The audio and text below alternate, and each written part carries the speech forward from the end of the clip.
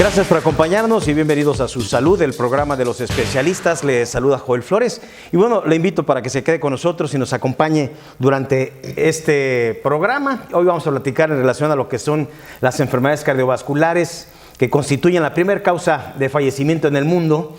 Además de que se estima que se presentan alrededor de 17 millones de muertes al año por esta causa.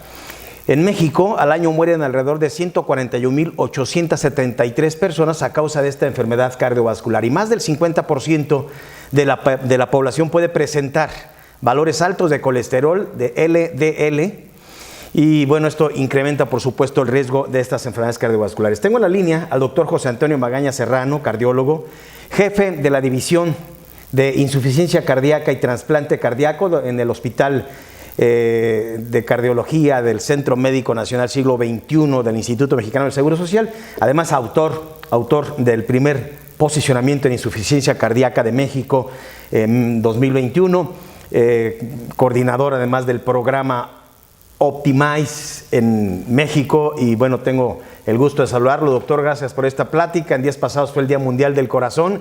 Sabemos que el colesterol es un alto factor de riesgo para problemas cardiovasculares y es de lo que justo usted nos platicará. ¿Cómo le va? Así es, muy buenas tardes. Gracias, Joel, por la invitación. Encantado de estar con ustedes. Y totalmente de acuerdo con los datos con los que inicias esta cápsula. Hoy por hoy, sin lugar a dudas, no solo en los países altamente industrializados, sino en países en vías de desarrollo como el nuestro, las enfermedades cardiovasculares continúan siendo la primera causa de morbimortalidad. ¿Esto qué quiere decir? No solamente son la primera causa de muerte, sino también de discapacidad. Y en México, pues desafortunadamente, nuestro panorama epidemiológico al respecto no es de lo más halagador, porque tenemos más de 20 millones de pacientes que viven con hipertensión, más de 10 millones de mexicanos con diabetes, y se habla, de acuerdo a algunos datos oficiales, que 4 de cada 10 adultos mexicanos pueden tener un problema relacionado al colesterol. Y hoy bien sabemos que de estas enfermedades el 70% se asocian a enfermedad aterosclerosa y dentro de la cual en su fisiopatología la elevación de los niveles de colesterol juega un papel preponderante. Entonces es el principal factor de riesgo, doctor, para que inicie o las enfermedades cardiovasculares. Digamos que es uno de los principales factores de riesgo. Por ejemplo, la enfermedad aterosclerosa no es una enfermedad unicausal, sino que requiere de la conjunción de múltiples factores en un mismo individuo y dentro de ellos, dentro de los, digamos, 5 factores más importantes,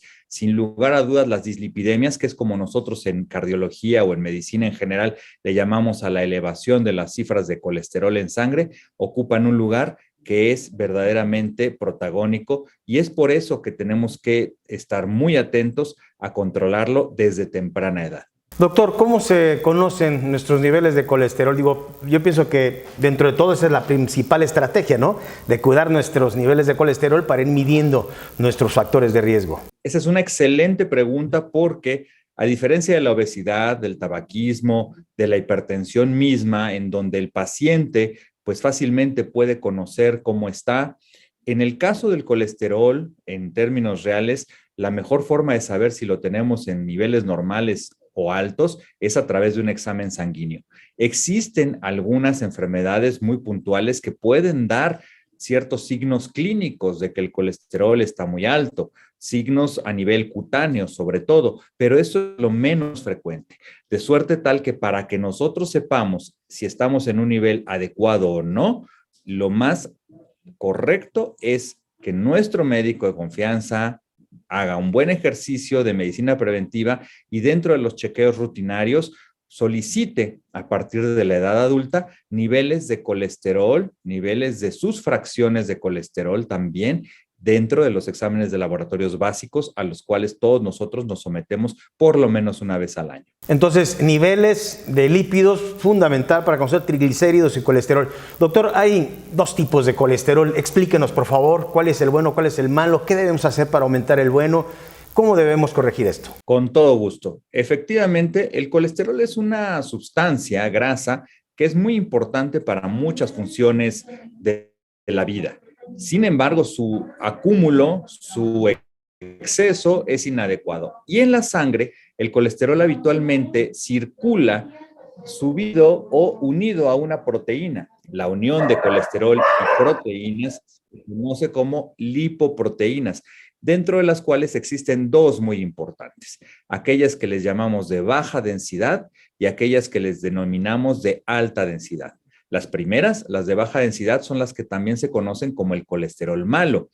Este colesterol es el que se acumula en el interior de las arterias y al paso del tiempo es parte importante de la placa de ateroma.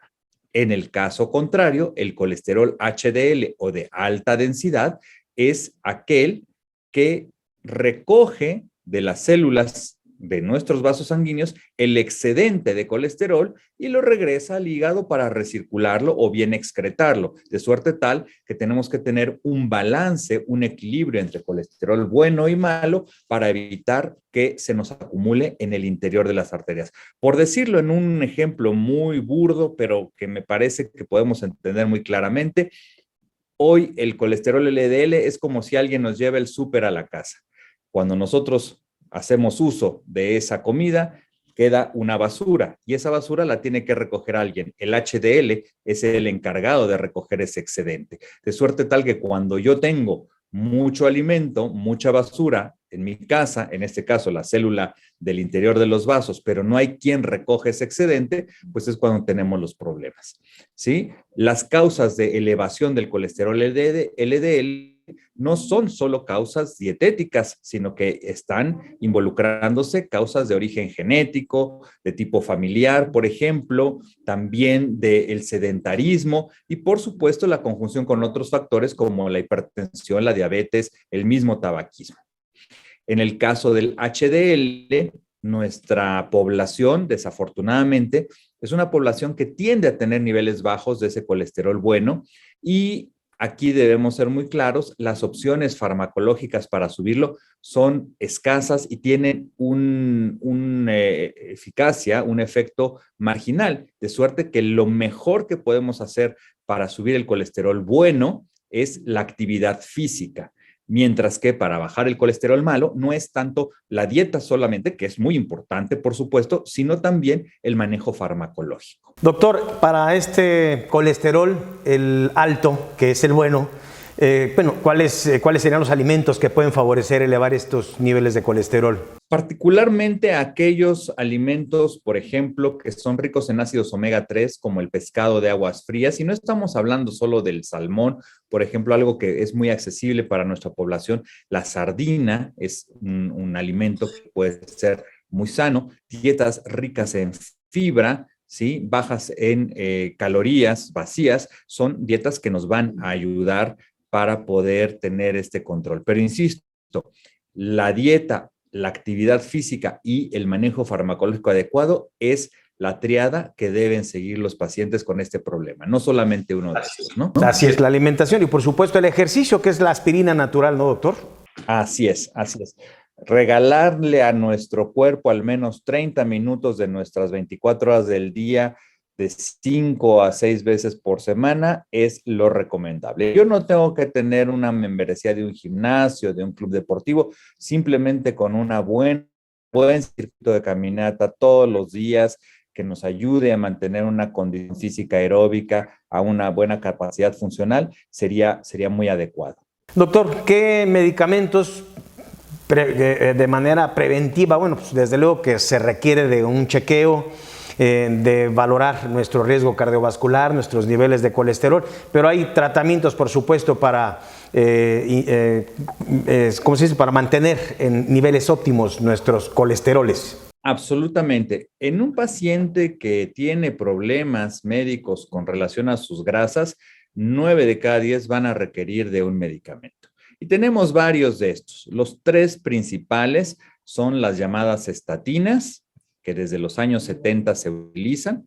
Le siguen a ellos otros fármacos que disminuyen la absorción del colesterol a nivel intestinal, como la ezetimiba, y de manera más reciente, unos medicamentos que actúan inhibiendo una proteína que se llama PCSK9 y que regula los niveles de colesterol malo. Y estos últimos medicamentos, que son de avanzada, pues tienen una ventaja, y es que al ser fármacos inyectados, no tienen los pacientes que estar consumiéndolos diario. Debo aclarar que todos estos medicamentos son bajo prescripción médica y en ningún momento debe uno someterse a una autorreceta o bien a traslapar lo que se le prescribió a un conocido, a un familiar, a un amigo, a su caso propio. Entonces, son medicamentos extraordinariamente eficaces, muy seguros, pero que deben siempre estar bajo prescripción y vigilancia del médico. Pues hay que visitar a nuestro médico cardiólogo, doctor. En días pasados, el 29 de septiembre, para ser precisos, fue el Día Mundial del Corazón. Y bueno, durante esta semana pasada, pues, fue la semana de chequeo y revisión preventivo de nuestra salud cardiovascular. Sin embargo, pues debe prevalecer esta cultura de la prevención, de los chequeos, de acercarnos oportunamente a nuestro médico cardiólogo en este caso, ¿no? Es correcto, pero yo diría acercarnos a nuestro médico de confianza, porque así es. Los cardiólogos somos muy poquitos en el país, no somos más de 6,000 cardiólogos en un país de más de 120 millones de habitantes, y hoy por hoy hemos hecho una gran campaña de educación y de concientización, no solamente a la población, sino a la comunidad médica, para que todos los médicos tengan las competencias profesionales para la detección temprana de los problemas asociados al colesterol y para que puedan de alguna manera iniciar de la manera más oportuna el tratamiento que los lleve a los niveles óptimos de grasas en sangre, y no solamente en términos estéticos, me refiero, no solamente por llegar a un número, sino porque hoy sabemos que llegar a las metas de control es disminuir eventos cardiovasculares mayores, tales como infartos, eventos cerebrovasculares e incluso la muerte cardiovascular. Correcto, pues ahí está el mensaje. Conozcamos nuestros factores de riesgo. Recuerde aumentar de talla, padecer obesidad, elevar los niveles de colesterol, LDL, triglicéridos, consumir alimentos altamente procesados o refinados puede afectar al corazón, pues aumenta el índice de colesterol, LDL y los triglicéridos. Se presenta pues una baja automáticamente de los niveles de colesterol bueno, que ya nos decía el doctor, en dónde radica mejorar nuestra calidad alimenticia, en qué alimentos está presente este tipo de grasas, en pescados, doctor, en todo esto que usted mencionaba, consumirlos más frecuentemente, pero por supuesto checar nuestros niveles de colesterol buenos y malos. ¿Cada cuándo se recomienda o se sugiere tener una revisión de esto, doctor?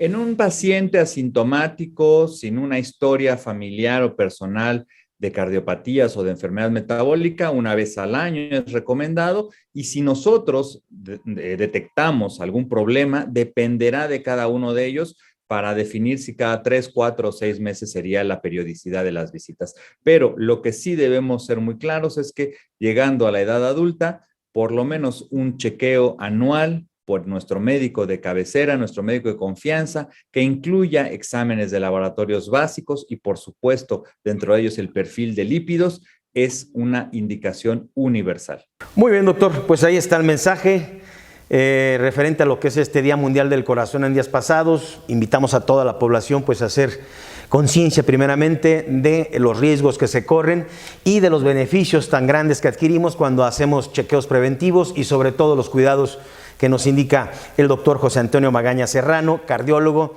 pues para tener una mejor calidad de vida. El colesterol a veces se trae ya la carga genética, doctor, es factor también, vamos, ya se trae esa información genética. En estos casos, el ejercicio, la alimentación, ¿sí modifica aún con esta carga genética? Claro que sí, claro que sí. Casi todos vamos a nacer con algunos genes malos, por así decirlo, pero nuestra obligación es mantenerlos dormidos. ¿Y cómo vamos a mantener dormidos esos genes y vamos a disminuir que se expresen y expresen enfermedad? A través de una vida cardiosaludable, con una buena alimentación, con una actividad física adecuada, alejándonos del tabaco, alejándonos del alcohol. Y con esto, y básicamente con los chequeos regulares, vamos a poder hacer una buena medicina preventiva. Sobre todo porque recordemos que la ausencia de síntomas no es sinónimo de ausencia de enfermedad. Y muchas de las enfermedades cardiovasculares pueden ser evitadas si las detectamos aún antes de que despierten alguna molestia. Doctor, muchísimas gracias por esta información. Muchas gracias a ustedes. Que tengan una excelente tarde.